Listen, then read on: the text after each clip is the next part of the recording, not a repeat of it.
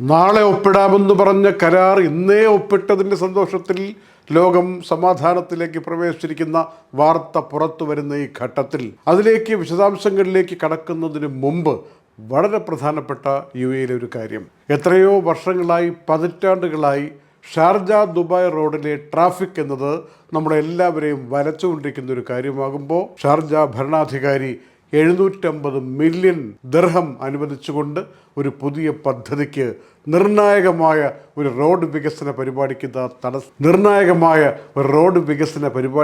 തുടക്കമിടുന്നു. അൽത്താവൂൻ മേഖലയിൽ നിന്ന് 5 റോഡുകളും ഒരു ടണലും അത് ചെന്നു ചേരുന്ന എമിറേറ്റ്സ് റോഡിലേക്കും മുഹമ്മദ് ബിൻ സായിദ് റോഡിലേക്കും ഒക്കെയായിട്ട് ഇനി വലിയ മാറ്റം വരാൻ പോകുന്നു. ലക്ഷക്കണക്കിന് ആളുകൾക്ക് ഒരു ട്രാഫിക് തടസ്സമില്ലാതെ സഞ്ചരിക്കാൻ പറ്റിയ അവസ്ഥയിൽ ദുബായ് ഷാർജ ട്രാഫിക്കിൻ്റെ ഘടന എത്താൻ പോകുന്നു എന്ന അറിയിപ്പ് വന്നത് എല്ലാവരും സന്തോഷത്തോടു കൂടി വളരെയധികം വർദ്ധിതമായിട്ടുള്ള ആത്മവിശ്വാസത്തോടു കൂടി സ്വീകരിച്ചിരിക്കുകയാണ്.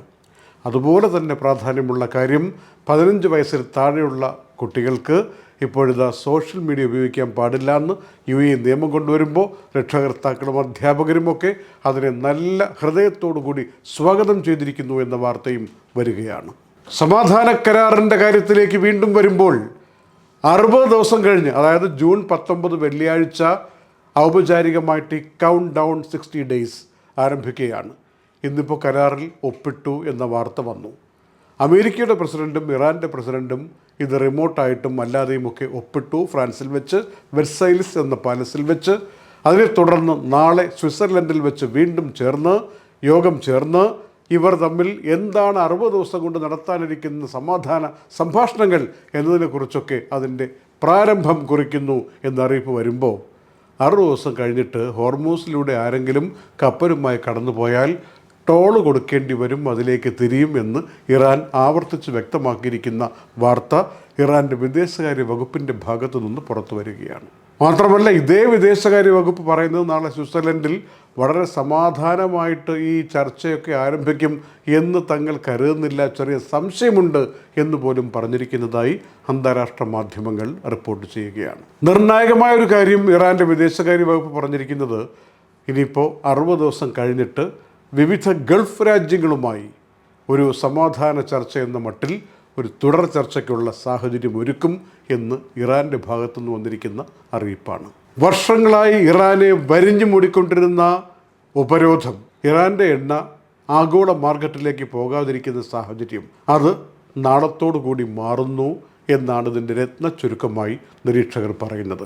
ഇനിയിപ്പോൾ എണ്ണ വിപണിയിൽ ഇറാനും ഉണ്ടാകും, ഇറാൻ്റെ എണ്ണയും ഉണ്ടാകും. ഇറാന് ഇതുവരെ ഉണ്ടായിരുന്ന ഉപരോധമൊക്കെ മാറ്റി ഏറ്റവും കുറഞ്ഞത് 60 ദിവസത്തേക്ക് എണ്ണ വിൽക്കാൻ പറ്റുന്ന ഒരു സാഹചര്യം സംജാതമായിരിക്കുന്നു എന്നുള്ളത് ഒരു യുദ്ധാനന്തര സാഹചര്യത്തിൻ്റെ നേട്ടമായി ഇറാൻ കണക്ക് കൂട്ടുന്നു. ഇന്നലത്തെ നൈറ്റ് അപ്ഡേറ്റ്സിൽ ഞങ്ങൾ സൂചനയായി പറഞ്ഞ CNN കിട്ടിയ രേഖ, അതിനെ ഉദ്ധരിച്ചുകൊണ്ട് പറഞ്ഞ ഏതാണ്ട് എല്ലാ കാര്യങ്ങളും ശരിയായി വന്നിരിക്കുന്നുവെന്ന് ഇന്നിപ്പോൾ ഇറാൻ്റെ പ്രസിഡന്റ് മസൂദ് പെസസ്കിയാൻ സോഷ്യൽ മീഡിയയുടെ പുറത്തുവിട്ട 14 കരാറിലെ വ്യവസ്ഥകൾ പരിശോധിക്കുമ്പോൾ ബോധ്യമാവുകയാണ്. ഇറാൻ്റെ കൈവശം ഇരിക്കുന്ന യുറേനിയം അത് നിർവീര്യമാക്കാൻ UN-ന്റെ മേൽനോട്ടത്തിൽ നടപടികൾ ആരംഭിക്കുന്നു.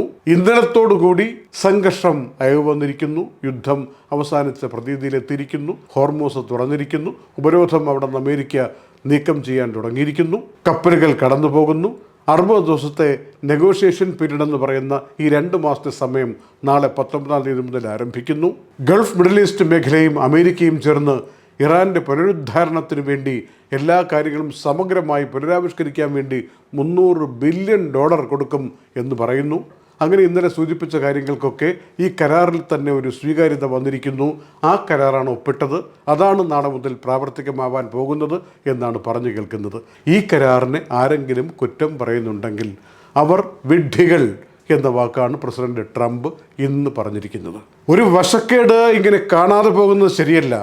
ലെബനോൻ്റെ വിഷയം കൂടി സൂക്ഷ്മമായി ഈ കരാറിൽ പ്രാബല്യത്തിൽ വന്നില്ലെങ്കിൽ ഇതുകൊണ്ടൊന്നും ഒരു കാര്യവുമില്ല എന്ന് ഇറാൻ പറഞ്ഞുകൊണ്ടിരിക്കുന്നതാണ്. കരാർ ഇന്നൊപ്പിട്ട ശേഷവും ഇസ്രയേലിൻ്റെ ഭാഗത്തു നിന്ന് ലെബനോനിലേക്ക്, പ്രത്യേകിച്ച് സൗത്ത് ഭാഗത്തേക്ക് ആക്രമണം നടക്കുകയും 3 പേർ കൊല്ലപ്പെടുകയും ചെയ്തു എന്ന റിപ്പോർട്ട് ഇന്ന് പുറത്തു വരികയാണ്. ഇതിനെ ചുറ്റിപ്പറ്റി പ്രസിഡന്റ് ട്രംപ് ശക്തമായ ഭാഷയിൽ ഇസ്രയേൽ പ്രധാനമന്ത്രിയെ വിമർശിച്ചുകൊണ്ടുള്ള പ്രഖ്യാപനം നടത്തിയതായി ചില റിപ്പോർട്ടുകളിൽ കാണുന്നുണ്ട്. ട്രംപിൻ്റെ വിമർശനം മാത്രമല്ല, ആഭ്യന്തരമായി ഇസ്രയേലിൻ്റെ പ്രധാനമന്ത്രിക്ക് നാട്ടുകാർക്കിടയിൽ നിന്ന് തന്നെ ഒരു ആഭ്യന്തര സമ്മർദ്ദമേറുകയാണ്.